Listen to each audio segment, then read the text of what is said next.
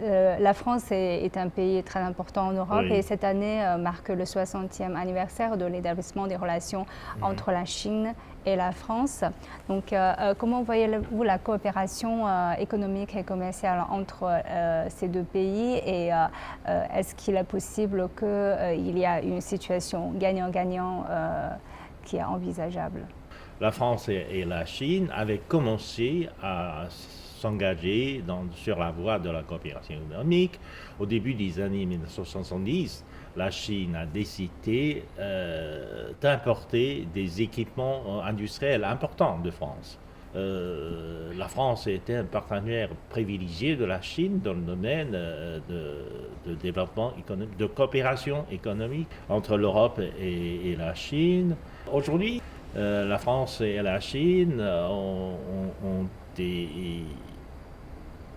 beaucoup de points communs. Ils ont beaucoup d'intérêts communs. La France et la Chine sont des pays qui prennent très au sérieux les objectifs de la croissance verte. Le développement de l'énergie renouvelable, de nouvelles énergies pour un développement durable, etc. etc. Et là-dessus, je pense que la Chine et la France trouvera beaucoup de points en commun.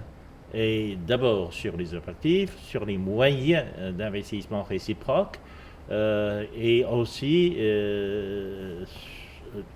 si la France et la Chine pourraient profiter de cette opportunité historique, donc la commémoration du 60e anniversaire de l'établissement des relations diplomatiques, on pourrait redonner un élan de la coopération économique entre les deux pays, et ceci servira d'exemple au monde entier que la coopération économique et technologique dans des domaines qui concernent le destin de l'humanité, car ça touche le changement climatique de notre planète, non seulement de la Chine ou de la France, mais aussi de notre planète.